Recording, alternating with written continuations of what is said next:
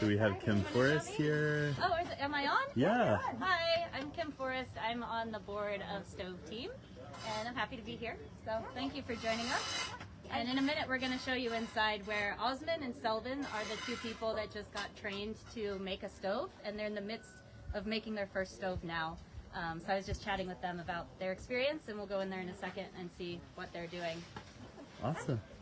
If you're just joining us, I'm Shelby Cardis, Executive Director of StoveTeam International, and you're here live with us in Guatemala, Barrio de la Cruz, and we're just outside of Antigua. We're building a stove, a Justa stove today with two new stove builders who are just being trained in building StoveTeam's Justa stove. Yeah. Cool. So I'm Alex. I'm the Guatemala Country Director. If you didn't hear, we're here in Barrio de la Cruz. So these two guys that are being trained are from Leo, and we're in a house. And as you can see in the back, they are building a stove. They're kind of in the middle phase. So let me go in so I can show you what they're doing. Let me know if you want me to hold it or if you're doing it. So these two guys have built 4 levels. As you can see, they are making sure the bricks are wet, but they're also getting ready to put the 4th layer and also put in the back of the stove an area that the heat will pass and the smoke will go out the chimney. So they're using a level to make sure that everything's level because the base was built correctly, so that the family can have well use of the stove for the life of 5 years. Just to pan around and show you the house. So the lady of the house is here just doing her work. This is kind of a typical house. As you see, a metal roof. She has a couple rooms, and it's interesting, there's a stuffed deer on the wall. No telling how long it's been here. But yeah, her view is to the community below. Beautiful here, and here's where her water source is for cleaning and cooking. But her kitchen is on the side. It has 4 metal walls, and that's where the stove is being built. As you can tell, the walls are black because at one point she had an open fire, but with the change of her life, having a Justa stove, she will cook without smoke because these guys will cut a hole in the chimney, cut a hole in the roof for the chimney, excuse me, and that will be awesome. So I'll just pan in. So these guys, this guy in the middle, his name is Santos. Santos is 18 years old and he's one of our supervisors. And he's teaching and supervising them building a stove. We also have Osman and Nelson are the other two that are here learning today. Osman es nuestra gente en los Estados Unidos. ¿Puedes hablar unas palabras de inglés? Como, hola, ¿cómo estás? Hola, how are you? Nice. Perfect. Excelente inglés. Gracias. ¿Y cuánto tiempo han estado aquí construyendo esta estufa hoy? Todo el día. Como, So since all day they've been been here all day working working, they have been in a training for 3 days where they've been learning in a classroom how to make these stoves. So they learned how to lay out the bricks and measure everything exactly to make sure that it's going to last for a long time and it's going to sit level and square. And now they practiced a couple times yesterday using mud to construct the stove, and now they're practicing, or actually installing their very first one here with the supervision of their supervisor to make sure everything's done correctly with the right measurements. So it's a big day for them doing their first one. Alejandro, can you talk about what you do and how you're part of the training and to the people who are online? Hello everybody, my name is Alejandro. I'm working for StoveTeam, trying to make a planification for prepare everything to try to construction. The first step is trying to help the people to understand how it's working, because some people they never took this hardware, like a level or this, how it's working, what can I do right now? In this moment, they're trying to do it. That's why the first day, we're trying to training about helping them. And second day, we working to do it in the real life. Because it's one topic is trying to just speak, but the second day was a really hard day, but they are happy. And now, as the final step, they are working and they can check how it's working all the days of work. So one of the things they're doing right now is they're putting the combustion chamber. So the combustion chamber has the function of reducing the amount of wood. And these, they're brick tiles that have been cut, but the measurement is 5.5 by 5.5 inches. And people look at it to see that it's small, but it's actually sufficient for the stove of this quality. The actual griddle size is 16 by 32 inches, and is sufficient for this size and the family of this house. So I'll just show you a little bit because Santos is the trainer. He's the one making sure, like the teacher. Amárrenlo del lado contrario por atrás.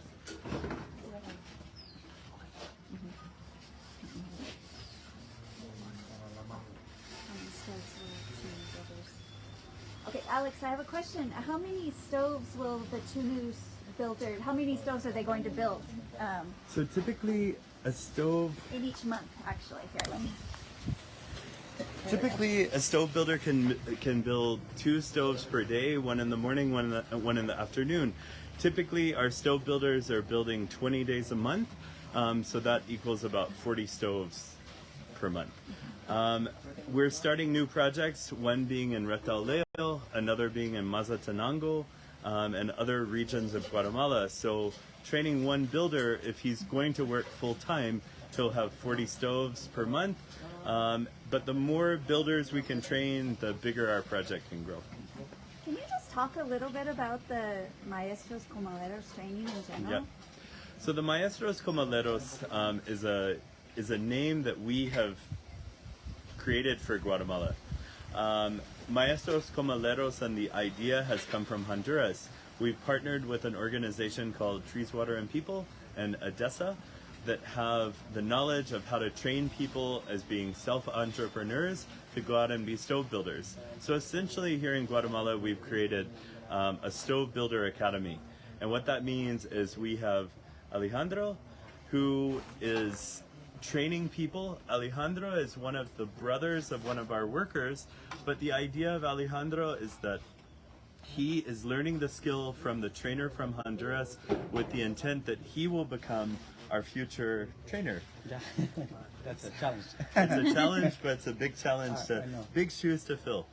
But Maestros Comaleros is providing jobs for Guatemalans, but it's also building our sphere here in the country. So we can look for people who are interested in stoves and building, and we can empower them with the help of a training as well as a comprehensive, let's say, seat belt around them so that they can go out into the community, talk to people, advertise stoves, promote stoves, and in turn eliminate open fire cooking. I have a question for Alex. Yeah, please. You already talked about, in case anybody missed it, this creosote that's here on the wall, which you said was from an open fire, likely. So if you have an open fire, it builds up all this soot here, as well as building up a bunch of soot in your lungs as well from breathing over that open fire. Could you talk about how, besides taking away the smoke, the other ways that it changes people's lives to have a new stove like this installed in their house? Definitely. So open fire cooking is detrimental in many ways. There's a lot of health effects that affect every person in the house.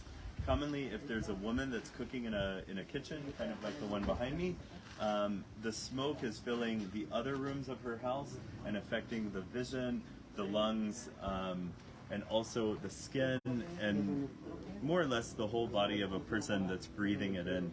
So commonly what happens is a woman is cooking with her children around, because women typically in Guatemala take care of the children. So the women are in the kitchen, the kids are there too, they're doing their homework, they're coughing, they're crying. And when we come in and look for ways to solve those problems, women typically ask, why is this happening to us? As well as why is it happening to all of their neighbors?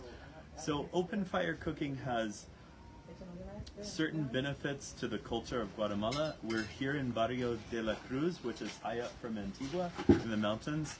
It's December, it's cold, so if there's no heating source in the house, people would assume that building an open fire would be something good.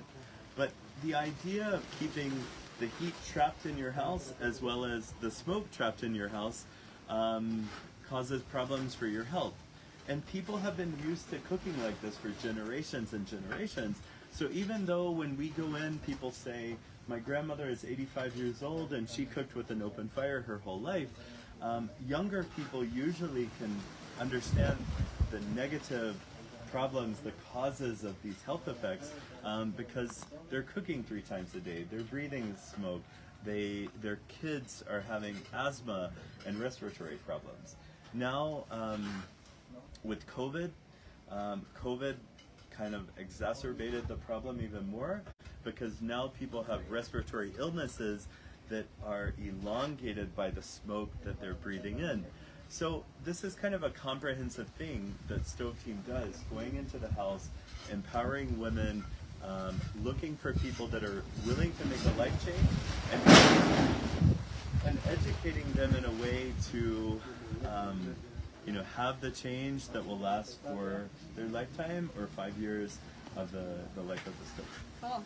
And you can see how windy it is here, so you might ask, like, why don't you just have your fire outside without any barrier? But you can see how windy it is. Imagine if your kitchen was in this kind of wind. So most of the kitchens here, if you're having your open fire, you're protecting it in this room.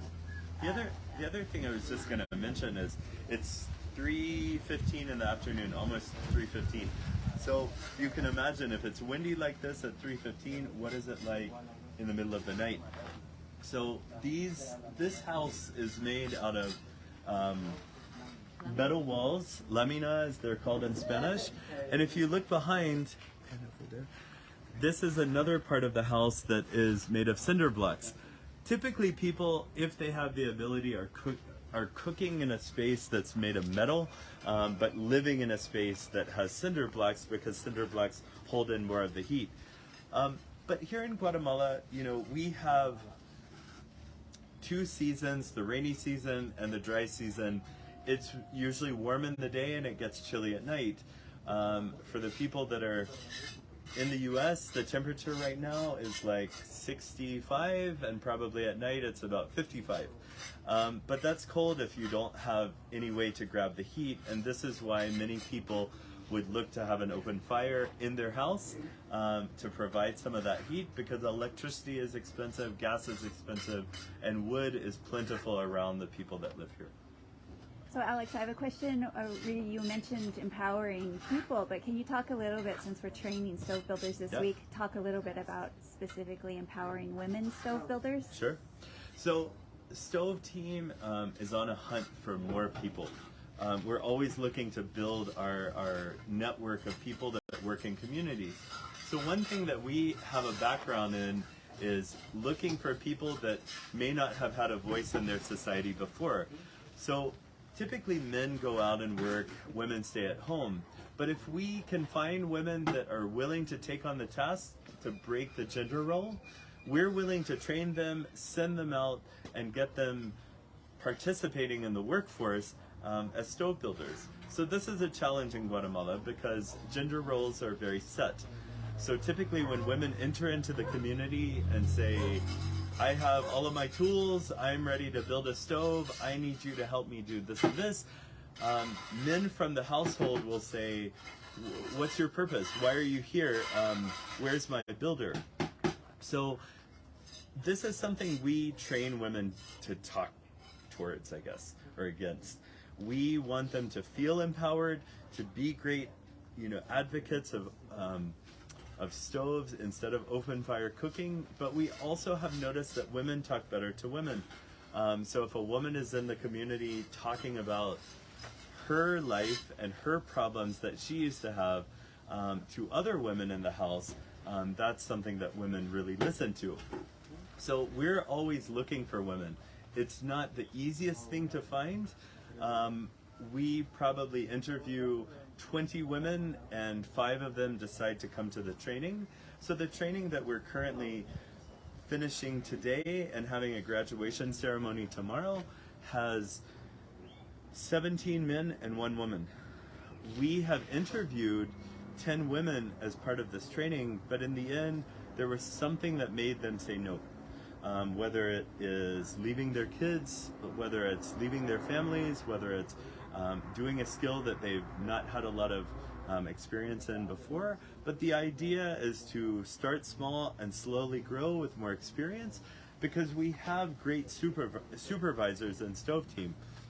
We currently have 2 employees that are women. We have a supervisor who is a woman as well. And I would say the attitude of the woman supervisor is above and beyond. She's always full of energy, she's smiling, she's happy, she's excited, and we want more people like that. So I would say StoveTeam is like an advocate in the community, and we don't care who it is going out, we just want people that are excited, happy, and willing. Do you want to check in? Let's just, let's go in here real quick and we can look through what they have done so far. Yeah.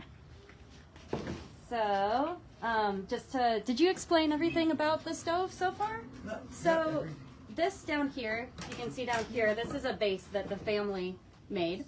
And I'm explaining as Alex has explained to me, so correct me if I miss anything. But the family actually built this base in preparation for today, and so their job is to get all of these blocks, make sure that they have a surface that's high enough and flat and also clean so that they can come in and do their jobs. Then they've spent today building this base. Do you want to take over it all, Yeah, or do you want me to ask them what they've done so far? I Okay, can take go over. ahead. Yeah. And if you can just explain what they've done and then what they still have to do, I think would be great. Yeah, so the base was built a couple days in advance because the stove is what StoveTeam kind of administers. So the base is 3 sets of blocks. The person who built it dug into the ground, so the base is not building. The stove is built like a house. The sides of the stove will not move unless there's a heavy earthquake. But the inside of the stove typically is filled with wood ash so that the families don't need to buy extra materials. If they used to cook on open fires, we ask them to just keep their wood ash so that they can fill the inside. If you look in, this is the combustion chamber. It looks small to the person who is used to cooking on an open fire, but the wood goes in the front, the smoke comes out the top, but once the stove is finished, there's going to be a griddle over the top. So the heat and the smoke go across the top. This area will be filled with wood ash, and then this is called the nose of the stove. So the nose is where the suction of the draw of the smoke is pulled through the stove, and then right here will be a chimney that will go out to the roof. Every house that we go into, we have an inspector who inspects where the base needs to be built. This is something that's crucial to the life of the stove, because even though the family may say, I want my stove in a certain area, or I would like it over here, or I want it in my corridor, we look at the longevity of the stove. So we're looking at how long it will last and how useful it will be for the family. So we know that the stove being built in this location is the perfect location for this house. So families can adopt, families can adapt, families can accommodate to the needs of the area. But we want the woman of the house to look at this as kind of like a life change that's going to help her, and it's also going to become her new kitchen.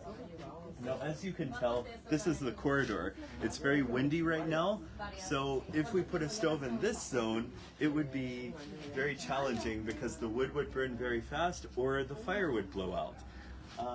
So right here is the water source. So this is where she probably cooks over here, and she cleans over here. And as you can see, her drain pipe, I don't know if you can see on the bottom below the pila, as it's called in Spanish, her drainage pipe is just a pipe. But we try to look at the area where she's typically cooking, and we try to figure out the best placement of the stove for her. And it's also a conversation. We're not the type of people that go in and say, you have to do it this way. But we have our standards and we have our requirements. And if the family fits, we're always interested to adapt to what the situation looks like. The other thing is she has 2 rooms in her house. These 2 are for her kids. They're probably used for space when it's cold outside, like it is now. I mean, you know, compared to the States or Canada, 55 or 65 is not technically cold.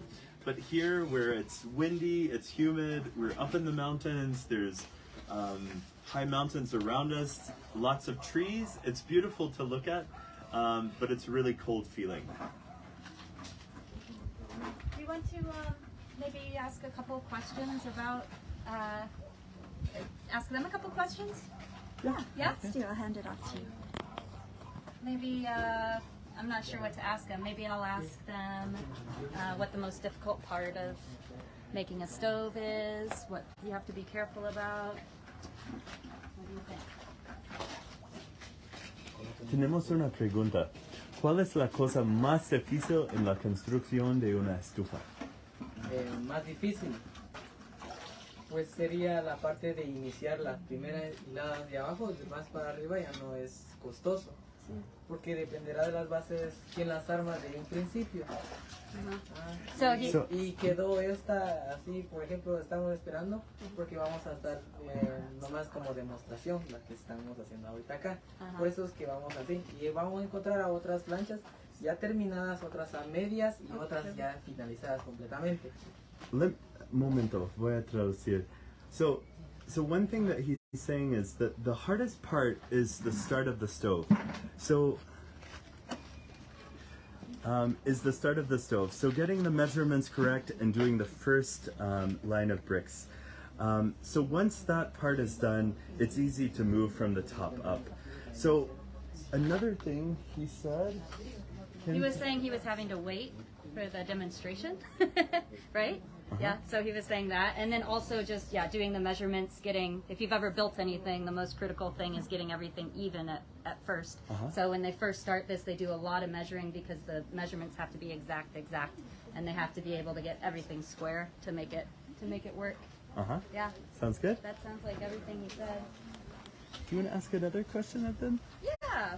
What do we want to ask? What other questions? Ask Santos to tell a little bit about his story about how he joined StoveTeam. Entonces, vamos a pedir a Santos que ¿cuántos años tiene? Yo tengo 19 años. 19. So Santos is 19 years old. ¿Y de dónde viene? Chimaltenango, San Martín, Chilotepeque. Okay. Aldea Chico con Caserío Chidon Juan. Okay. He comes from Chimaltenango, which is very close to Antigua, maybe half an hour from Antigua, near Guatemala City. So I'm gonna insert a little story about Santos. Okay. So Santos is from a community that we started in San Martin. It was the first community that we went into. Santos, ¿puedes enseñarnos un poco de tu mamá? De mi mamá. ¿Cómo qué? Como su actitud o la entrada en su casa, como la primera casa en Chidanwan que hemos hecho una estufa. So I'm just asking Santos to tell a little bit about his family because his mom is one of the first people we built a stove in her house. Bueno, en caso de mi mamá, está agradecido con las planchas que han llegado a construir normalmente en la estufa de 16x24 y de 16x24 y ahorita tenemos 2 planchas en la casa y mi mamá está agradecido con la institución de StoveTeam por llegar con la plancha porque definitivamente ya no hay humo dentro de la casa y nosotros somos una familia un poco más grande de la casa normalmente, somos bastante dentro de la casa Y nosotros cocinamos bastante. Mi mamá cocina bastante, no nosotros, mi mamá. Y a la casa de nosotros, cuando cocinamos, mi mamá, llega a veces mi abuelo, mi abuelita, e incluso mis tíos, y nos preguntan ¿y de dónde han salido las planchas? ¿Va? Nosotros, yo los digo... Momento. So Santos is talking about his story. He's talking about his mother used to cook on an open fire, but when we came in and we were looking to build stoves, she was one of the first. But she's a woman that has a very positive outlook, and she became one of our super Justa women, meaning she would go to all of her neighbors and she would talk to them about stoves and about how they should adopt stoves. And then as time went on, we actually wanted his mom to come to one of the trainings, and his mom said, I have too many kids in the house to leave, so I'm going to send my son. And Santos, in front of us, became a stove builder first, and now he's a supervisor. ¿Cuántas personas viven en tu casa? How many people live in your house? Somos 10 personas. 10 people live in his house. 5 hermanos varones. 5 brothers, 5 mujeres. 5 sisters, and 5 brothers. Papá y mamá somos 12 en la casa. ¿Tú eres lo mayor o menor? Yo soy el que está en medio. So Santos is in the middle. There are ones that are older and there are ones that are younger. ¿Y cuáles los... Ponerme a estudiar, empezar a leer, porque definitivamente a mí me cuesta leer.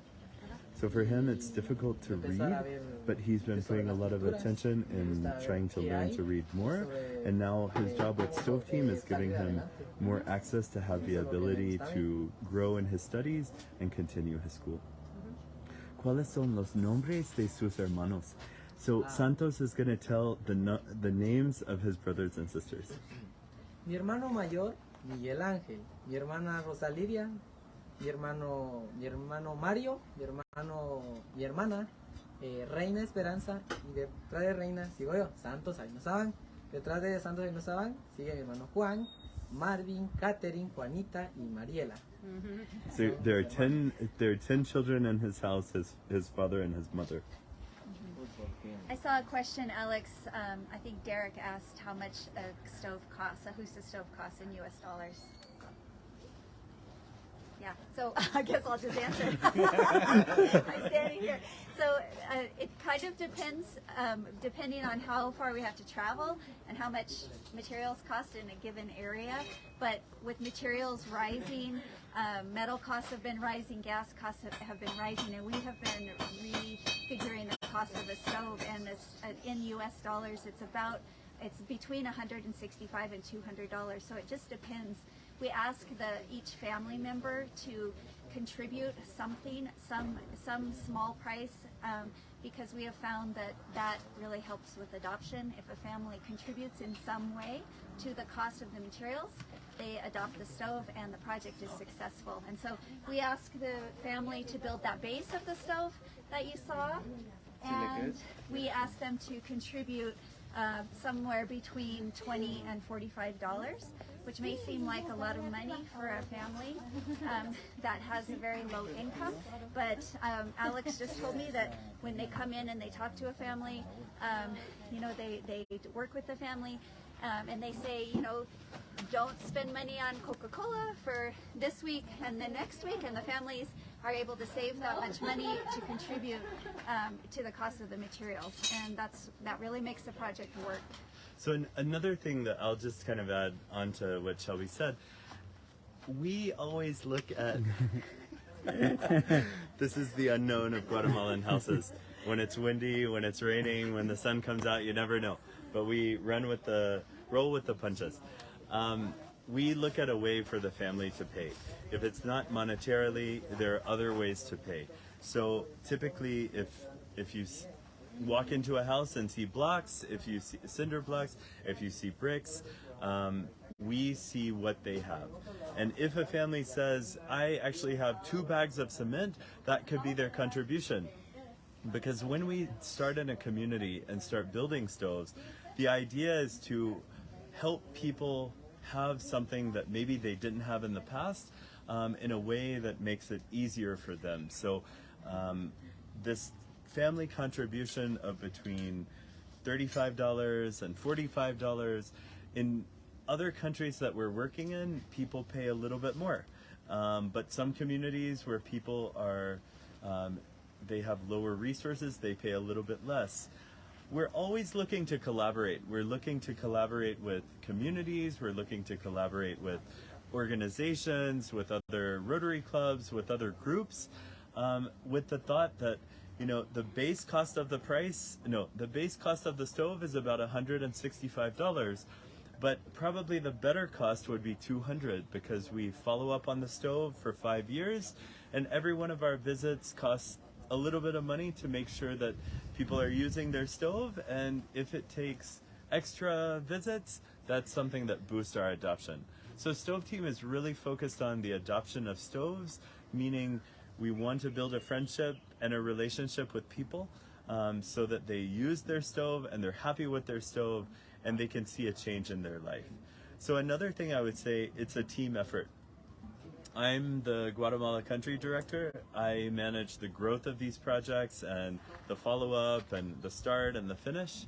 But there's other people in the office that are calling people on the phone, texting them, sending them WhatsApp messages, asking, how's your stove? Do you have any problems? Is there something we can do? Can we come and help?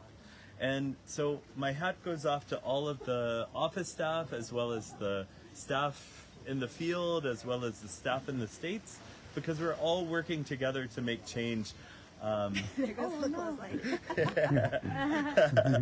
So it's windy, that's why the clothesline is moving back and forth. And one thing I love is the clothesline is supported by a piece of bamboo.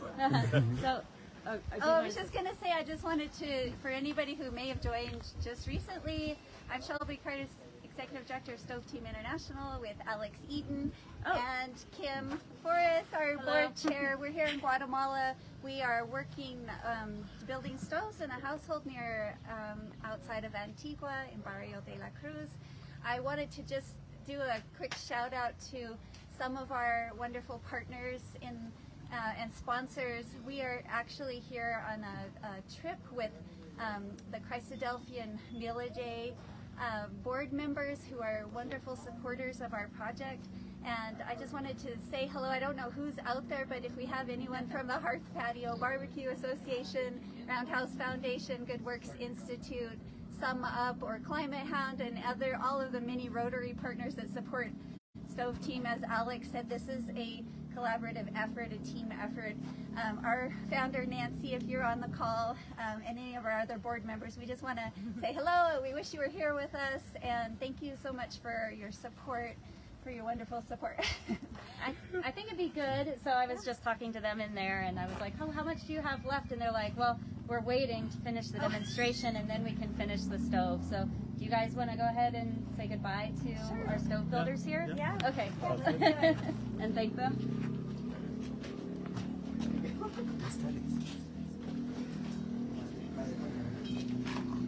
a despedir las personas y si ustedes pueden decir como adiós, como mis amigos allá en Estados Unidos, o algo como bye bye. Bye. Y Santos también. Muchas gracias. Bye bye, nos vemos. Hasta la próxima. Adiós, gracias. Muy bien. We can. Yeah. Yeah. Let's just say thanks. And talk about, we're going to do the other one with Gustavo. So, Okay. yeah, so thank you for being here with us to see the stove built. And then in a couple days, so December 6th, we're going to be in El Salvador, and we're going to be with Gustavo, who is a stove designer and builder there. And he's going to be demonstrating how the stove works when you light it and how the technology works. And then on December 8th, we're going to be in Nicaragua, and we're going to have a live cooking demonstration with a woman there of tamales, which is like traditional Nicaraguan food that's similar to a tamale, but in Nicaragua it's a nectamal. So join us for that, and we'll post when that's going to happen on the page as well. So thanks for watching, and yeah, it's great to be here and show you guys a little bit of what we're doing here in the field. Also, I'll give you a little panoramic view of what's around us. as you can see the clothesline for sure. Yeah. But there are other houses further down on the hill. These are the mountains around. They're not volcanoes, but they're in the line of volcanoes around in the area. And I'll show you all the people behind who are dotted along the hillside watching what's going on. These are the Mila Day folks and Steven with his camera. But yeah, thank you for your time, and we will see you in the next couple days in El Salvador. Bye.